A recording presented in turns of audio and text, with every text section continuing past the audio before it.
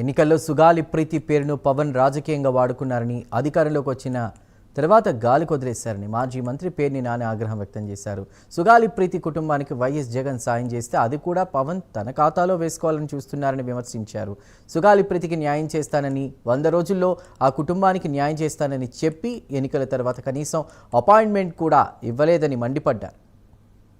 ప్రచారంలో సుగాలి ప్రీతి గురించి గొంతు చించుకుని అరిచి కేకలేసి ఇవాళ ఏం మాట్లాడుతున్నారు ఆయన?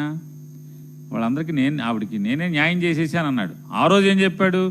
100 రోజుల్లో నేను సిబిఐ చేత ఎంక్వైరీ చేయిస్తా అన్నాడు. ఆల్రెడీ జగన్మోహన్ రెడ్డి గారి ప్రభుత్వం ఏదైతే వారి తండ్రి గారికి ప్రభుత్వ ఉద్యోగం ఇవ్వటం 2022లో, అలాగే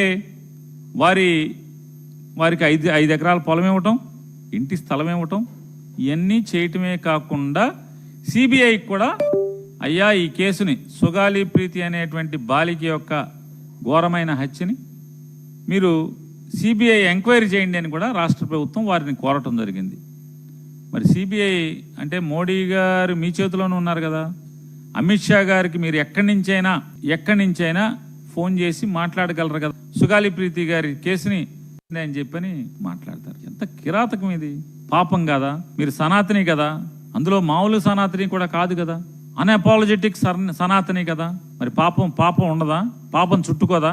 ఇంత పాపం మాటలు మాట్లాడితే మీ ప్రభుత్వంలో, మీరు చంద్రబాబు నాయుడు గారు కలిసి ఏర్పాటు చేసుకున్నటువంటి ప్రభుత్వంలో, మీ ప్రభుత్వంలోనేమో సుగాలి ప్రీతి గారి కిరాతక హత్య జరుగుతుంది. మీ ప్రభుత్వంలోనే ముద్దాయిలు అరెస్ట్ కాబడి కోర్టులేమో సరైన సాక్ష్యాధారాలు లేవు, డిఎన్ఏ రిపోర్ట్లు కొరిలేట్ అవ్వట్లేదని చెప్పి వాళ్ళని వదిలేస్తారు. 2019